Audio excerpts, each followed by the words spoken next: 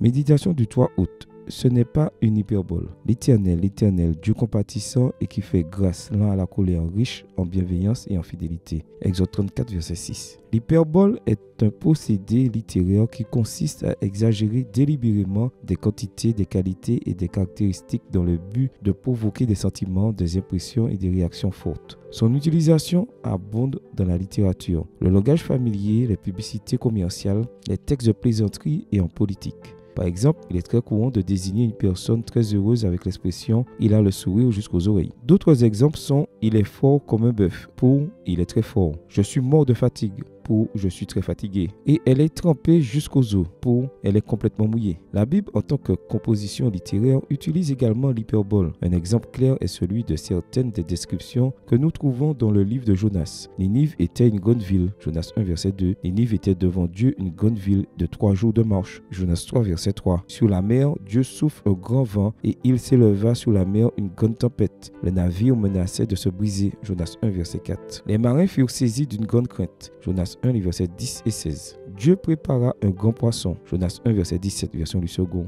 Et envoya un vent d'est étouffant. Jonas 4, verset 8. Enfin, Jonas prit fort mal la chose et se mit en colère. Jonas 4, verset 1 et 9, version Bible en français courant. Et ensuite éprouva une grande joie à cause de ce ricin. Jonas 4, verset 6. Chez Jonas, tout est superlatif. Mais parmi tout ce qui est grand, il y a quelque chose de bien plus grand. Jonas dit que Dieu est compatissant, lent à la colère et riche en bienveillance. Jonas 4, verset 2. Le Dieu de Jonas, qui est aussi ton Dieu et mon Dieu, est si miséricordieux qu'il sauve les marins craintifs. Les Ninivites repentants et fait tout son possible pour étendre sa miséricorde à Jonas, le prophète désobéissant et rebelle. La miséricorde de Dieu est son principal attribut. Voir Exode 34, verset 6. Elle est plus grande que la ville de Ninive, que la colère du prophète, que la tempête, que tes peurs, tes problèmes, ta rébellion et ton péché. C'est que la bienveillance de l'Éternel n'est pas épuisée et que ses compassions ne sont pas à leur terme. Elles se renouvellent chaque matin. Lamentation 3, versets 22 et 23. Et cela, mon cher jeune homme et ma chère jeune dame, n'est pas une hyperbole. Amen.